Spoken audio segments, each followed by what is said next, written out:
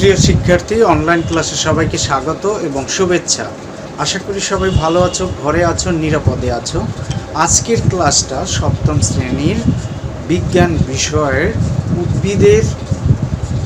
উদ্ভিদ ও প্রাণীর কোষীয় সংগঠন, উদ্ভিদ ও প্রাণীর কোষীয় সংগঠন, এই চ্যাপ্টারটা নিয়ে আমরা আজকে আলোচনা করব। তো চলে যাই মূল পাঠে। আজকের পাঠে আমরা কোন কোন টপিকসগুলো আলোচনা করব একটু দেখে নেই।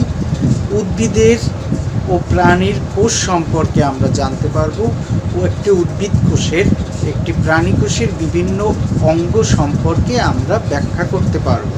তো এই দুটো টপিকস নিয়ে আমরা আজকের হাজির হয়েছি।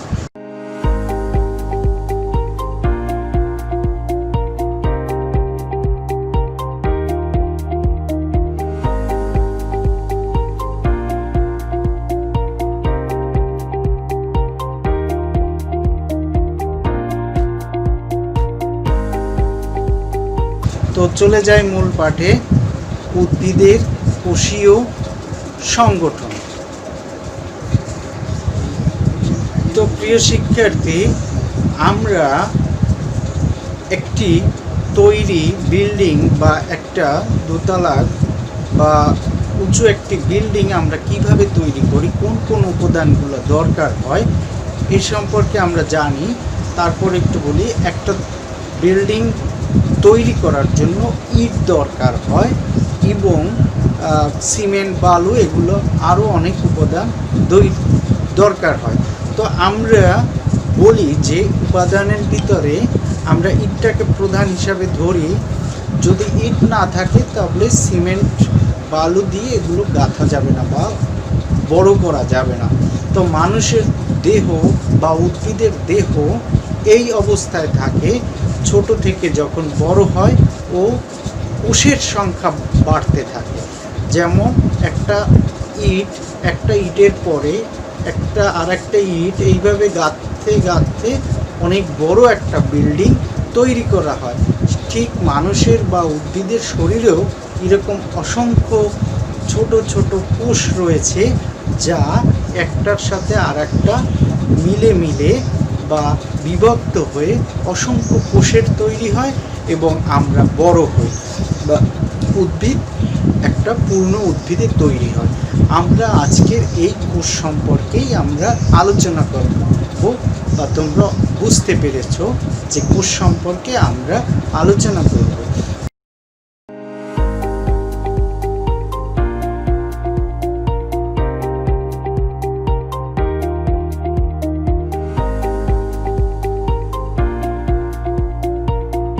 তো প্রিয় শিক্ষার্থী, তোমরা বোর্ডে দেখো,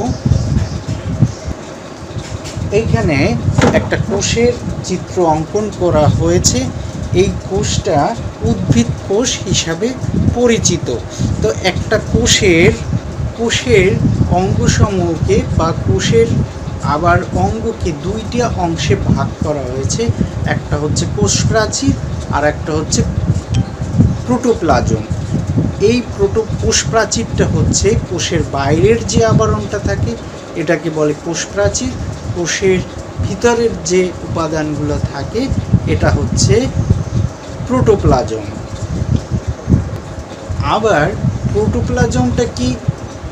প্রোটোপ্লাজম ওই কোষের ভিতরে নানা ধরনের জেলির মতো স্বচ্ছ পদার্থ থাকে। এইগুলো তরল বা অর্ধতরল আকারে থাকে, জেলির মতো। এইগুলোকে আমরা সাধারণত প্রোটোপ্লাজম বলি। এই প্রোটোপ্লাজম জৈব অজৈব পদার্থের সমন্বয়ে গঠিত। তো আমরা বুঝলাম প্রোটোপ্লাজম। এখন আসো, এই প্রোটোপ্লাজমটাকে আবার দুইটা অংশে ভাগ করা হয়েছে। প্রোটোপ্লাজম দুইটা অংশে ভাগ করা হয়েছে। একটা হচ্ছে সাইটোপ্লাজম আর একটা হচ্ছে নিউক্লিয়াস।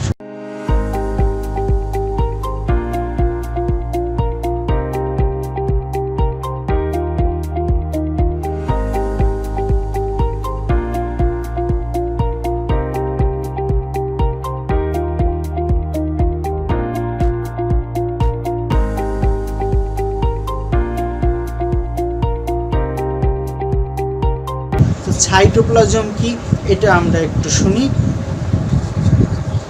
সাইটোপ্লাজম হচ্ছে কোষের ভিতরে নিউক্লিয়াসটা বাদে অন্য অন্য যে অঙ্গগুলো রয়েছে, যেমন মাইটোকন্ড্রিয়া, প্লাস্টিড, গোলজি বডি, তারপরে অমসৃণ এন্ডোপ্লাজমিক রেটিকুলাম বা জালিকা, মসৃণ এন্ডোপ্লাজমিক রেটিকুলাম, জালিকা, কোষগহ্বর, এগুলো হচ্ছে সাইটোপ্লাজম। এগুলো দ্বারা সাইটোপ্লাজম গঠিত।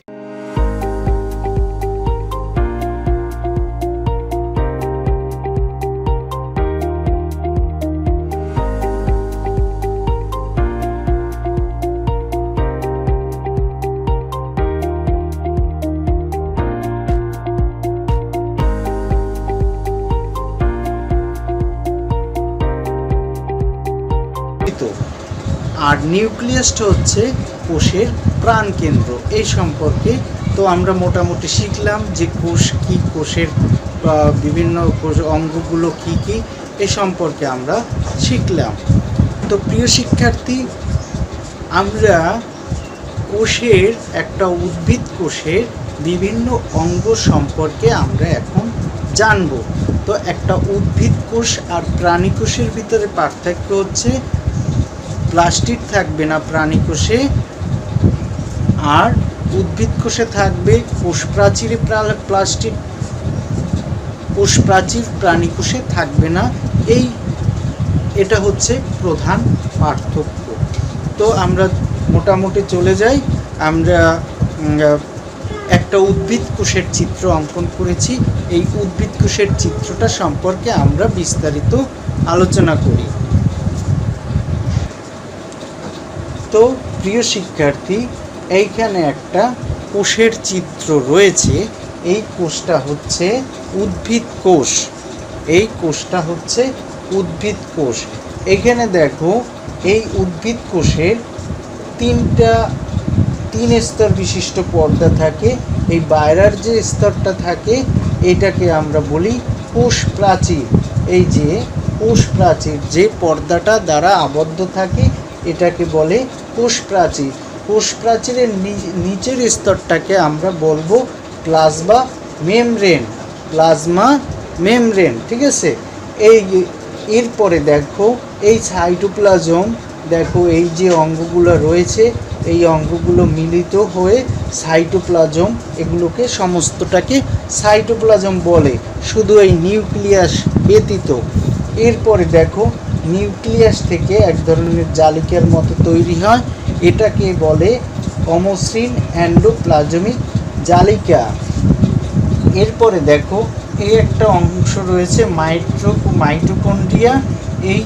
এইটার নাম হচ্ছে মাইটোকন্ড্রিয়া, মানে শক্তিঘর বলা হয়। এগুলো আমরা পরে বিস্তারিত আলোচনা করব।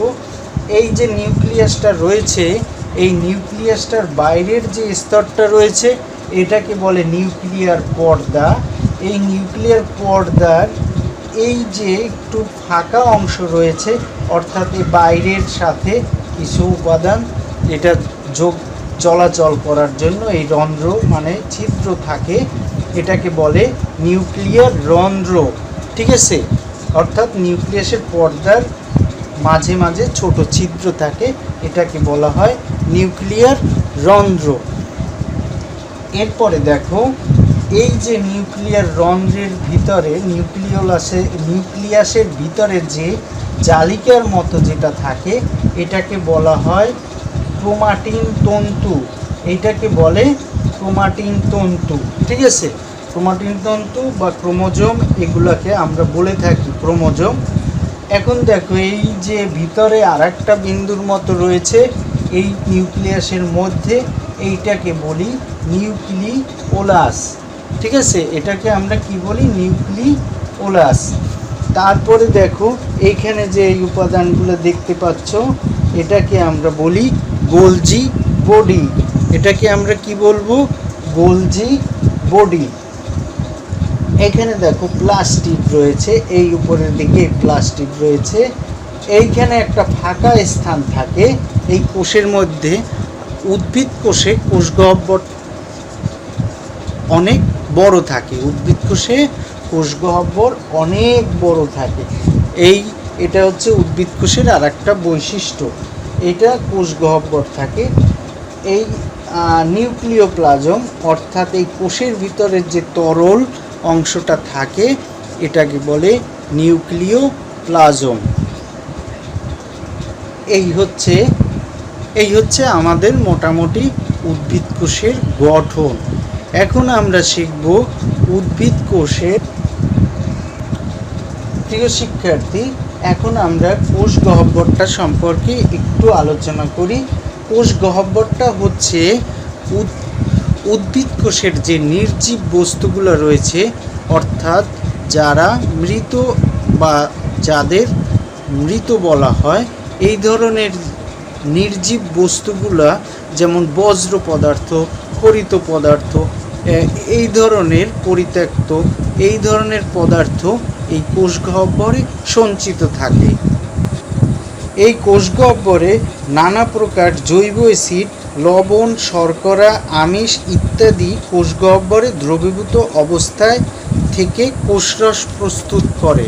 অর্থাৎ এই কোষগহ্বরে দ্রবীভূত শর্করা, আমিষ এবং অন্যান্য উপাদানগুলো এগুলো দিয়ে সে কোষরস তৈরি করে এবং এই কোষগহ্বরে এটা সঞ্চিত থাকে। এই হচ্ছে কোষগহ্বর। তো আমরা মোটামুটি উদ্ভিদ কোষ সম্পর্কে আলোচনা করলাম। তো প্রিয় শিক্ষার্থী, এতক্ষণ আমরা ক্লাসে কী কী শিখলাম? উদ্ভিদ ও প্রাণীর কোষ সম্পর্কে আমরা বিস্তারিত আলোচনা করলাম। সাইটোপ্লাজম কী, প্লাস্টিক কী, কোষগহ্বর কী, অর্থাৎ একটা উদ্ভিদ কোষের বিভিন্ন অংশ সম্পর্কে আমরা শিখলাম। তো প্রিয় শিক্ষার্থী, যদি কোনো প্রশ্ন থেকে থাকে তোমরা কমেন্ট বক্সে কমেন্ট করতে পারো। যদি ভালো লেগে থাকে ক্লাসটি শেয়ার দেবা। আর আমরা ক্লাসটি শেষ করার আগে তোমাদের মূল্যায়ন এবং বাড়ির কাজটি আমি দিয়ে শেষ করব। তো প্রিয় শিক্ষার্থী, তোমরা এই প্রশ্নটার উত্তর দাও। যদি দিতে পারো মনে হবে ক্লাসটি সার্থক ও সফল হয়েছে। প্রিয় শিক্ষার্থী, তোমাদের উদ্দেশ্যে একটা প্রশ্ন বলি। প্রশ্নটা হচ্ছে, উদ্ভিদ কোষের যে প্রাণী কোষের কোন উপাদানগুলো অনুপস্থিত থাকে? উদ্ভিদ কোষে থাকে কিন্তু প্রাণী কোষে থাকে না, কোন কোন উপাদানগুলো থাকে? তোমরা অবশ্যই উত্তরটি আশা করি পারবা। এবং তারপরও আমি বলে দিচ্ছি, প্রাণী কোষে কোষগহ্বর ছোট থাকে বা থাকে না, প্রাণী কোষের কোষ প্রাচীর থাকে না, প্লাস্টিক থাকে না। এই হচ্ছে উত্তর। তো ধন্যবাদ সকলকে। এবং শেষ করার আগে বাড়ির কাজটি দিয়ে আমি আজকের ক্লাসটি শেষ করছি।